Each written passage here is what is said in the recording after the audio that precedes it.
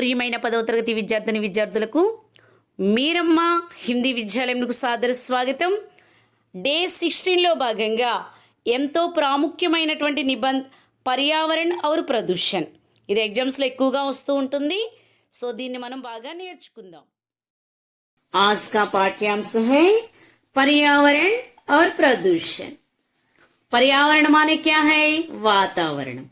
प्रदूषण माने కాలుష్యం.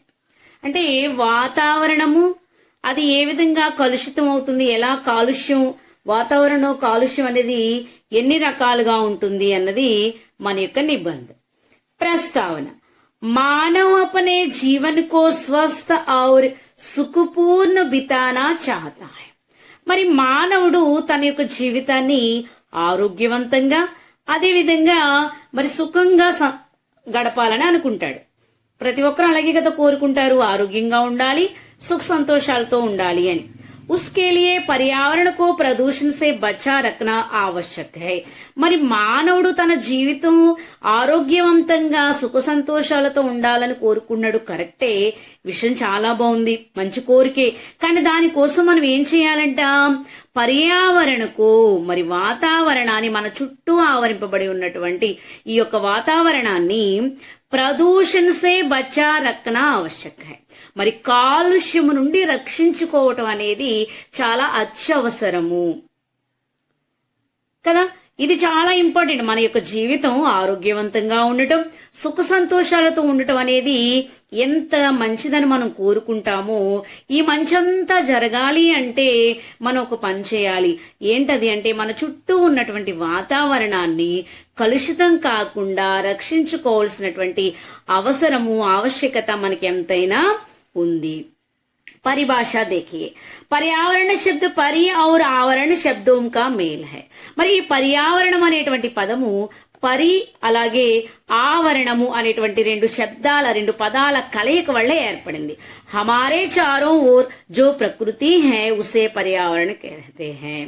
మరి మన చుట్టూ హమారే చారో ఓర్ మన నాలుగు వైపులా కూడా ఆవరింపబడి ఉన్నటువంటి జో ప్రకృతి హై, మరి ప్రకృతి ఏదైతే ఉందో దాన్నే పర్యావరణం అని అంటున్నాం. प्रदूषण के प्रकार. मनुष्य अपने भौतिक सुखों को पाने के प्रयत्न में पर्यावरण को प्रदूषित कर रहा है. మరి మనిషి అంట అపనే భౌతిక సుఖంకు, తన యొక్క భౌగోళికమైనటువంటి సుఖాలని అనుభవించటం కోసం, వాటిని పొందటం కోసం, అవి పొందాలనుకునేటువంటి ప్రయత్నంలో ఏం చేస్తున్నాడట? పర్యావరణకు ప్రదూషిత్ కర్ రహా హై. మరి మనిషే ఈ పర్యావరణాన్ని ఏం చేస్తున్నాడు? కలుషితం చేసేస్తా ఉన్నాడు. ఎందుకు చేసేస్తూ ఉన్నాడట? అపనే భౌతిక సుఖంకో పానేకే ప్రయత్నమే.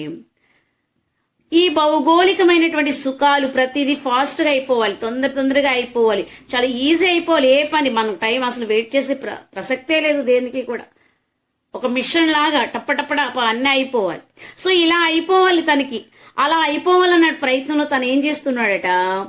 పర్యావరణకు, వాతావరణానికి తనకు తానే కలుషితం చేసేస్తా ఉన్నాడు. ప్రదూషణ 4 ప్రకారకే హోతే హై. మరి ఆ ప్రదూషణ ఎన్ని రకాలుగా ఉంది అంటే 4 రకాలుగా ఉంది. पहला भूमि प्रदूषण, जल प्रदूषण, वायु प्रदूषण और ध्वनि प्रदूषण. భూమి ప్రదూషణ देखिए. ఏ విధంగా మరి 4 కాలుష్యాలు కూడా ఏ రకంగా ఏర్పడతాయి, ఏ రకంగా ఇవి మనల్ని ఇది చేస్తాయి అంటే, మరి భూమి ప్రదూషణ, భూమి యొక్క కాలుష్యం, భూమి ఏ రకంగా కలుషితం అయిపోతుంది, మనం నివసిస్తున్నటువంటి భూమి ఏ రకంగా కలుషితం అయిపోతుంది. ఎలా కలుషితం అవుతుందట? కూడా కచరా జహాతహా ఫేంక్నేసే. మరి చెత్త చెదారం మనకు తెలుసు. మీరు సిటీస్ లో కానివ్వండి, విలేజెస్ లో ఎక్కడైనా చూడండి, తెల్లారు లెగిసి రోడ్లు మనం చూసామంటే మోకాలోతు చెత్తతో నిండిపోయి ఉంటాయి. ప్రతి చోట చెత్త పేరుకుపోయి ఉంటుంది. ఇంట్లో యూజ్ చేసిన ప్రతిదీ తీసుకొచ్చి బయట పారేస్తూ ఉంటాం. సో ఎక్కడ పడితే అక్కడ కుప్పలు తెప్పలుగా మరి చెత్త చెదారం కుళ్ళిపోయినటువంటి వెజిటేబుల్స్ అని ఫ్రూట్స్ అని ఎన్నో రకాలుగా ఏదైనా ఫంక్షన్ జరిగింది అక్కడి నుంచి తీసిన ఇట్లా ఏది చూసినా చూడండి భయంకరమైనటువంటి చెత్త చెదారం మన చుట్టూను కనిపిస్తుంది. రసాయనిక పదార్థం సే భూమి ప్రదూషిత హోతి హై. మరి అనేకమైనటువంటి రసాయనిక పదార్థాలు ఈ ఫ్యాక్టరీలు అది వాడుతూ ఉంటారు, అవన్నీ తీసుకొచ్చి ఆ వేస్ట్ ఆఫ్ మెటీరియల్ అంతా పడేస్తూ ఉంటారు. సో ఇదంతా భూమిని ఏం చేస్తుంది, కలుషితం చేసేస్తుంది, చాలా భయంకరంగా కలుషితం చేసేస్తా ఉంది ఇదంతా కూడాను. సో కాబట్టి ఈ యొక్క భూమి యొక్క ప్రదూషణ ఎన్ని రకాలుగా అంటే మనం చూస్తూ ఉంటాం కదా, డంప్ యార్డ్లు అంటారు. ఒకసారి డంప్ యార్డ్ చూడండి ఎంత భయంకరమైనటువంటి స్మెల్. ఆ డంప్ యార్డ్కి ఇటు కిలోమీటర్ అటు కిలోమీటర్లు ఆ బ్యాడ్ స్మెల్ వస్తూనే ఉంటుంది చాలా భయంకరంగా. ఈ కుళ్ళిపోయినటువంటి జంతువుల్ని వాటిని చనిపోయినటువంటి వాటిని అక్కడ ఇసురు పడేస్తూ ఉంటారు చాలా వరకు కదా. అట్లాంటివన్నీ కూడా భయంకరంగా. అలాగే మెయిన్ థింగ్ ఏంటంటే ప్లాస్టిక్ వస్తువులు ఉపయోగిస్తూ ఉన్నాం మనం. ప్లాస్టిక్ కవర్, మార్నింగ్ మార్కెట్కి వెళ్తారు వెజిటేబుల్స్ కి ప్లాస్టిక్ కవర్, లేదా షాపింగ్కి వెళ్తారు అక్కడ ప్లాస్టిక్ కవరే, లేదంటే వేరే సూపర్ మార్కెట్ వెళ్తారు అక్కడ ప్లాస్టిక్ కవర్సే. సో ఇలా ప్లాస్టిక్ మనకు తెలుసు కదా, ఈ ప్లాస్టిక్ కవర్స్ యూజ్ చేయడం వల్ల ఏమవుతుంది భూమిలో, మరి అవి మట్టిలో కొన్ని ఒక 100 సంవత్సరాల పైనే పడుతుందంట అది మట్టిలో మళ్ళీ మట్టే కలవాలి అంటే. సో దీని వల్ల ఏమైపోతుంది, భూమి యొక్క సారం తగ్గిపోతుంది. అనేకమైన రసాయన పదార్థాలు, ఇప్పుడు ఎరువుల పేరు చెప్పి చూడండి, రసాయనాల పేరు చెప్పి ప్రతి పంటకి అనేక రకాలు, పురుగు పట్టిందని ఒక రకం వాడతారు, లేదంటే ఆకు ముడతకని ఇంకొక వాడుతూ ఉంటారు. ఇట్లా అనేకమైనటువంటి రసాయనాలు వాడటం వల్ల భూమి యొక్క శక్తి కూడా రోజు రోజుకి క్షీణించిపోతూ ఉంది. ఈ రకమైనటువంటి అనేక రకాలుగా భూమి యొక్క కాలుష్యం అనేక రకాలుగా జరుగుతూ ఉంది. సో దీన్ని ఇది ఎవరు చేస్తున్నారు, మనమే ఈజీగా ఉండాలి, క్యారింగ్ బాగుంటది, ప్లాస్టిక్ కవర్స్ యూజ్ చేసేస్తా ఉన్నాం. అలాగే ఫంక్షన్ జరుగుతుంది, ప్లాస్టిక్ గ్లాసులు ప్లాస్టిక్ ప్లేట్లు అన్ని ప్లాస్టిక్ మయమే, వేడి పెట్టి ఆ ప్లాస్టిక్ గ్లాస్ లో పోసుకుని తాగుతాం, టీతో పాటు ఇది కూడా కరిగిపోతా ఉంటుంది. సో ప్రతిదీ మన చుట్టూ అంటే మనం సౌకర్యంగా ఉండాలి, పని ఈజీగా అయిపోవాలని ఏం చేస్తున్నాము, ఈ ప్లాస్టిక్ అనే దాన్ని ఎక్కువగా వాడేస్తా ఉన్నాము. చెత్తను ఎక్కడ పడితే అక్కడ పారబోసిస్తా ఉన్నాము రకరకాలుగా. సో ఈ రకంగా భూమి ఏమైపోతుంది, కలుషితం అయిపోతుంది కంప్లీట్ గా. మరి భూమి కలుషితం అయిపోయి దాని యొక్క సారాన్ని, దాని యొక్క శక్తిని, దాని యొక్క బలాన్ని రోజు రోజుకి క్షీణించిపోతుంది. దానికి మనం ఎవరు బాధ్యులు అంటే మనమే బాధ్యులు.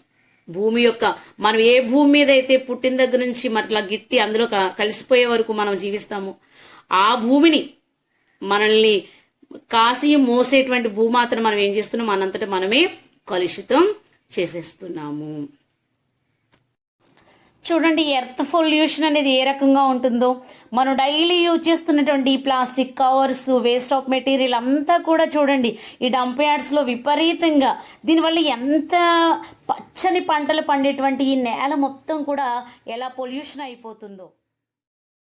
జల్ ప్రదూషణ్, మరి నీటి యొక్క కాలుష్యం ఏ రకంగా జరుగుతుంది. कारखानों से निकलने वाले कलुषित जल, व्यर्थ पदार्थ और रासायनिक द्रवों के कारण जल प्रदूषित होता है. మరి వాళ్ళ అనేకమైనటువంటి ఫ్యాక్టరీలు మన చుట్టూ ఉన్నాయి. మనం నివసిస్తున్నటువంటి చోట అనేకమైనటువంటి ఫ్యాక్టరీస్ ఉన్నాయి. ఈ ఫ్యాక్టరీలో అనేకమైనటువంటి రకరకాల వస్తువులు తయారు చేయడానికి రకరకాలైనటువంటి రసాయన పదార్థాలు యూజ్ చేస్తూ ఉంటారు. సో వాటి నుంచి వెలువడేటువంటి నీరు ఏదైతే ఉందో ఫ్యాక్టరీల నుంచి మరి రసాయన పదార్థాలు కలిసినటువంటి ఒక రకమైన విషపూరితమైనటువంటి రసాయనాలు కలిసినటువంటి ఆ యొక్క వాటర్ మురికి నీరు రూపంలో మరి అది ఏమవుతుంది అంటే అనేకమైనటువంటి నదీ జలాల్లోకి వాటిని విడిచిపెట్టేస్తూ ఉంటారు డైరెక్ట్ గా ఫ్యాక్టరీ నుండి. కాబట్టి ఈ నీరు ఏదైతే ఉందో మరి నదులు మనకి ఉన్నటువంటివి త్రాగునీటికి గాని లేదా పంటలు పండించుకోవడానికి గాని మనకు ఉన్నటువంటివి ప్రకృతి మనకి ఇచ్చినటువంటి గొప్ప వరం ఏంటంటే నదీ జలాలు కదా. మనకి వరంగా చెప్పుకుంటున్నటువంటి ఈ నదీ జలాలని ఈ అనేకమైనటువంటి మనకి సౌకర్యవంతాన్ని సుఖాన్ని ఇచ్చేటువంటి కొన్ని వస్తువుల కోసం మరి ఈ వరాలుగా ఇవ్వబడినటువంటి నదీ జలాల్ని మనంతటా మనమే ఈ ఫ్యాక్టరీల ద్వారా విడవబడుతున్నటువంటి ఆ రసాయన లేదా ఆ విషపూరితమైనటువంటి ఆ మురికి నీరు ఆ మురికి నీరు అంతా కూడా ఇందులో కలవటం వల్ల, అలాగే అనేక రకాలైనటువంటి వ్యర్థ పదార్థాలను కూడా మరి నదిలో విసిరేస్తా ఉంటారు. సో ఇలాంటివన్నీ కూడా, అలాగే రసాయనిక ద్రవంకే కారణం మనం చెప్పుకున్నట్టుగా అనేకమైనటువంటి రసాయనిక ద్రావణాలు కూడా తీసుకొచ్చి అందులో కలిపేస్తూ ఉంటారు. వీటి వల్ల ఏమవుతుందంటే ఇవాళ మనం ఏదైతే వరంగా మనకి ఇవ్వబడిందో, ప్రకృతి మనకి వరంగా ఇచ్చినటువంటి ఆ నీటిని, అసలు మనం తెలుసుకున్న జలహి జీవనహైలో మనం నేర్చుకున్నాం, అసలు సర్వకోటికి, సర్వ ప్రాణికోటికి కూడా నీరే జీవనాధారం. నీరు లేకపోతే భూమి మీద చిన్న చీమ దగ్గర నుంచి పెద్ద ఆఫ్రికన్ ఎలిఫెంట్ వరకు కూడా నీటితోనే దాని జీవనం ఉంటుంది. నీరు లేకుండా ఏ జీవి కూడా బ్రతికి బట్టకట్టదు అన్నటువంటి విషయం మనం నేర్చుకున్నాం జలహి జీవనంలో. కానీ అలాంటి మనకు జీవనాధారము, మనకు ప్రాణాధారమైనటువంటి ఆ నీటిని మన చేతులారా మనమే ఏం చేసుకుంటున్నాము, కలుషితం చేసేసుకుంటా ఉన్నాం ఇవాళ. ఇది కూడా మన యొక్క తప్పిదం అనే చెప్పాలి కదా. మరి మనమే కదా మనకి ఇవ్వబడినటువంటి నీటి వనరులన్నింటినీ కూడా మనమే మనంతటా మనమే చేతులారా కలుషితం చేసేసుకుంటూ ఉన్నాం. ఇక జల ప్రదూషణ చూడండి, ఏ రకంగా పెద్ద పెద్ద ఫ్యాక్టరీస్ వాళ్ళు ఉపయోగించేటువంటి ఆయా రసాయన పదార్థాలతో కూడుకున్నటువంటి ఆ మురికి వాటర్ అంతా కూడా మన తాగుతున్నటువంటి నదీ జలాల్లోకి, అట్లాగే సముద్రాల్లోకి వచ్చి పడటం వల్ల మొత్తం వాటర్ అంతా పొల్యూషన్ అయిపోతూ ఉంది. तीसरा है वायु प्रदूषण.